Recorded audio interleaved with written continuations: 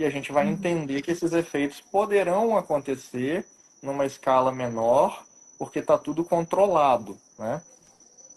Agora, quando a gente tem um diagnóstico incorreto, essa pessoa, esse paciente já está usando essa droga de maneira inadequada, porque ela não tem aquele diagnóstico. O diagnóstico está incorreto.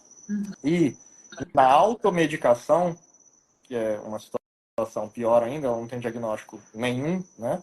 Ela está fazendo um autodiagnóstico sem ser profissional nesta área para isso, muito provavelmente é isso que vai acontecer também. E aí, um problema que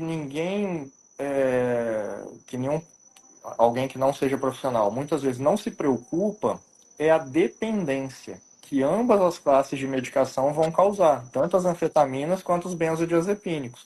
Então você começa a usar uma medicação numa dose, daqui a pouco aquele efeito que você está buscando já não acontece mais com aquela dose, e aí você precisa aumentar a dose, vai subindo a dose, até que chega numa dose perigosa para o organismo e esses efeitos ficam muito pronunciados, né? Então, o diagnóstico correto é extremamente importante e a automedicação evitada 100% das vezes. Sempre que a gente pensar em utilizar uma dessas medicações aí, elas já são medicações de venda restrita, né? Você precisa de receita médica para comprar. A gente sabe que muitas vezes o vizinho tem a receita médica porque tem a indicação e vai lá e compartilha com outro vizinho, né? Então, isso deve ser evitado sempre. Mas por conta desses efeitos que podem acontecer. Eu costumo dizer para os pacientes, né, que a gente tem uma regulação. Então, aquele paciente que precisa da medicação, ele tem ali o sistema nervoso dele desregulado e essa medicação ajuda a regular. Para aquele paciente que já tem o sistema nervoso regulado, ela vai desregular. Sim. Então, ela vai se transformar num problema, né? E a gente deve evitar esse tipo de situação sempre. E isso a longo prazo, se tratando de crianças. A longo prazo, vamos definir um longo prazo, né? 20, 30 anos.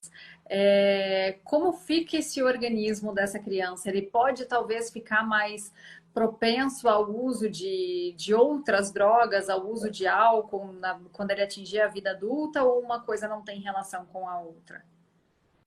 A gente tem, Sharon, poucos estudos, sabe, nessa área, por conta daquilo que a gente começou conversando, né? Isso é novo para a sociedade de uma forma geral.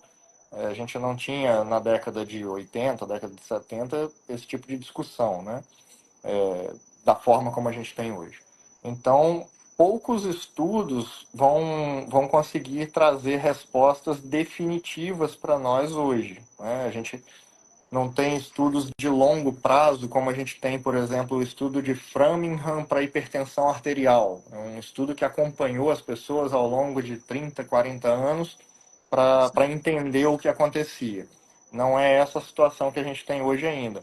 Mas alguns estudos sugerem, sim, que o uso de medicações como metilfenidato, que está ali na classe das anfetaminas, pode aumentar o risco de dependência de outras substâncias no futuro.